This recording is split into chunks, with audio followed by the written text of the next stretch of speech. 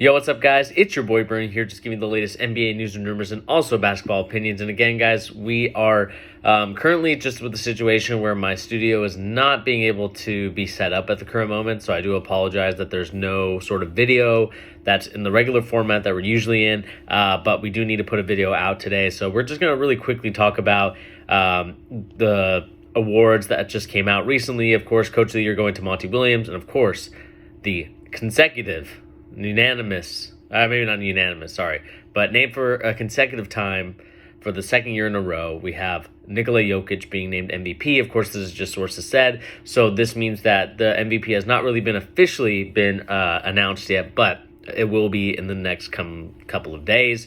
And before we do talk about that, please remember to hit that like, share, and subscribe button if you're new to the channel. Again, the more likes and the more subscribers, the more this channel can thrive and grow. Again, we are trying to create a community here. I've been talking with my boy Pete, talking about how we can change the channel, what we can do, and we got some stuff coming up in the near future. So be tuned, stay tuned as we kind of wait for developing in terms of my studio getting all redone. Hopefully it'll be done by the end of this week so I can go live Saturday, hopefully. But, we'll see. We'll find out in the near future. But nevertheless, let's get into the awards. And again, this is coming from Adrian Wojnarowski. And this is Denver Nuggets center Nikola Jokic has been voted the NBA's most valuable player for the second consecutive season. Sources tell Adrian Wojnarowski. A formal announcement is expected later this week, sources told Wojnarowski. Jokic raw stats were even better this season than last. He averaged a career high of 27.1 points, 13.8 rebounds. He also averaged 7.9 assists for a good 8th in the league. Jokic, who's also 27, becomes the first player in NBA history with 2,000 points, 1,000 rebounds, and 500 assists in the seasons.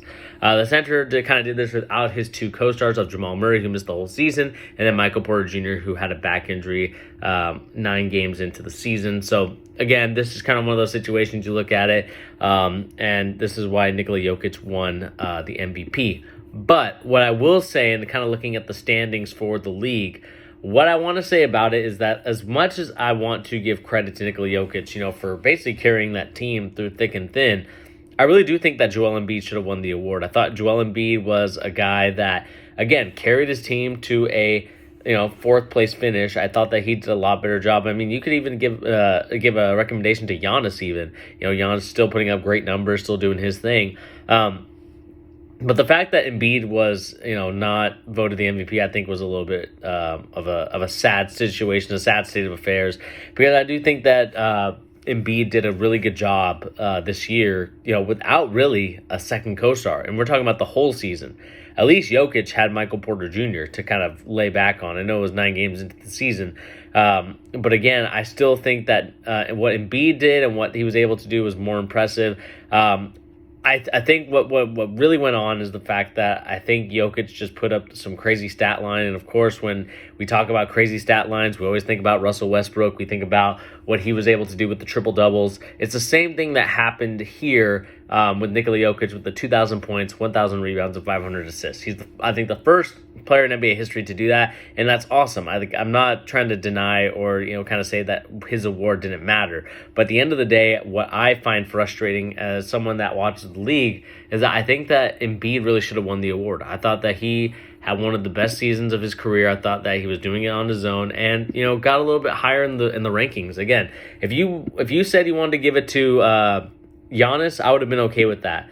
Not saying that just because I don't like Jokic. I love Jokic. I think Jokic is a great player.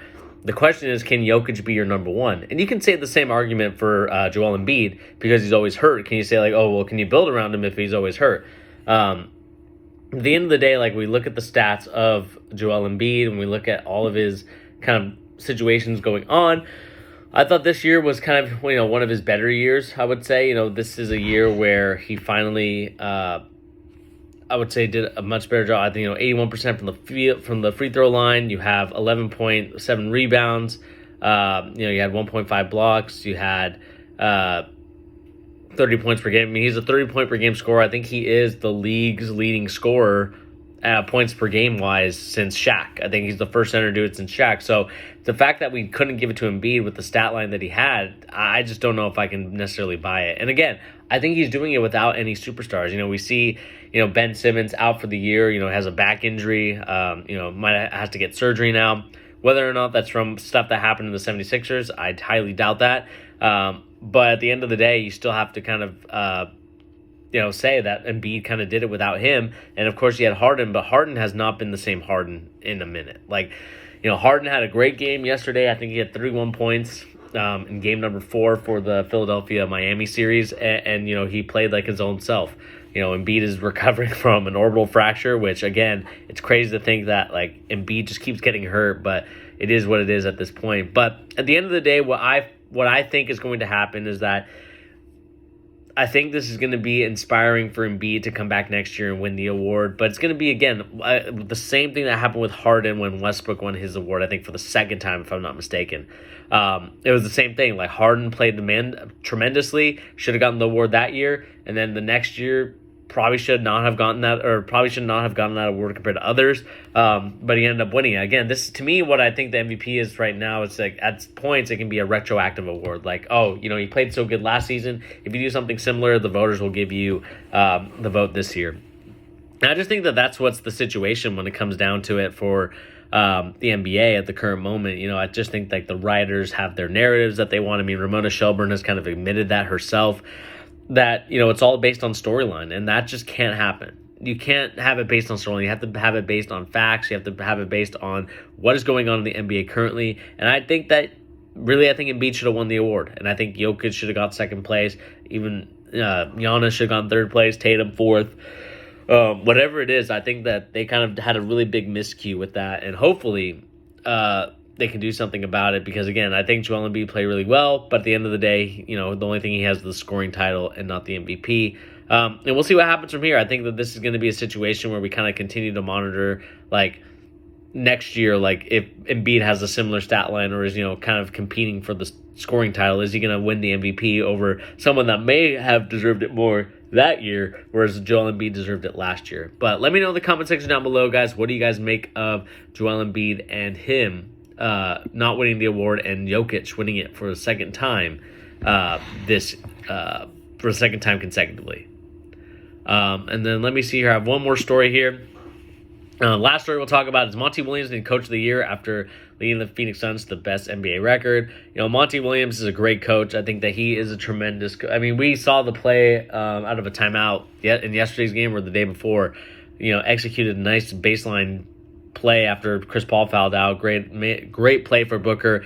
Made some shots. Unfortunately, the Phoenix Suns just couldn't make a defensive stop, and that's the reason why they lost. But it's awesome to see that Montey Williams has been voted as the MVP. I guess the MVP of coaching, right? So he was the Coach of the Year. I think Montey Williams has a great mind for the game. I think there's a lot of stuff that you can take from him if you are a young coach, or if you're a coach that's inspiring, and trying to figure out, okay, how do I want to play? What coach should I watch to really understand my players and stuff like that? You got to look at Montey Williams, because he's an amazing coach. You can see that he cares about his players. You can see that he really cares about the X's and O's. And he's a great human being. He's just a guy that you just would love to be around. You love to kind of get knowledge from him and kind of figure out, hey, how do I become like you? Because, again, he is just doing this, tremendously. And, again, Tom Thibodeau won it last year. I really thought that Montey Williams should have won it last year. And, again, he's proving to you why he is one of the best coaches in the NBA, why he is one of the brightest minds in the league.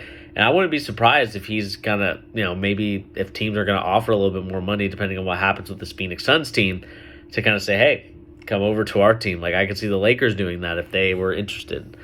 And I just think that that's something that, I think Montey Williams will make. I think depending on what happens, I think he could definitely make a move to some team. I'm not sure what team he can move to, but I definitely could see him, thinking okay, I've done everything I could in Phoenix. Let me move to my next team. Because I think he is a tremendous talent, and I think that he really understands the game, and you can see how much he really cares about his players, and that's something that you can't really take away from him. So we'll see what happens in the near future in terms of what the Phoenix Suns can do. Again, the series is tied 2-2. I think that this is a very intriguing series. I think this one could go either 6 or 7 games. depending on what's going on, I could definitely see, the Mavericks giving them a run for their money. But I still think at the end of the day, the Phoenix Suns are the team to beat. I honestly would like it to be the Phoenix Suns versus Memphis Grizzlies, but I think it's probably going to be the Phoenix Suns versus the Warriors. And I got the Phoenix Suns winning that series because I think this is going to be a Chris Paul redemption arc for the Golden State Warriors and finally getting over that Golden State Warriors hump and moving on to plays either, I would hope, the Boston Celtics, but I could definitely see it being,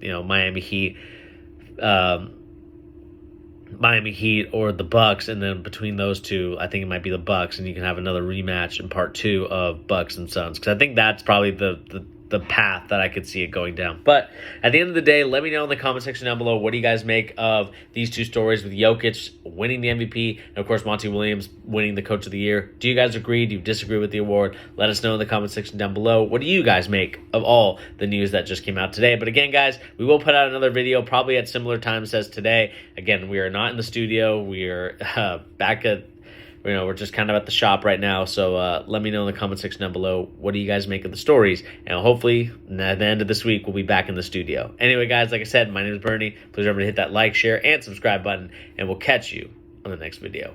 Peace out, everybody.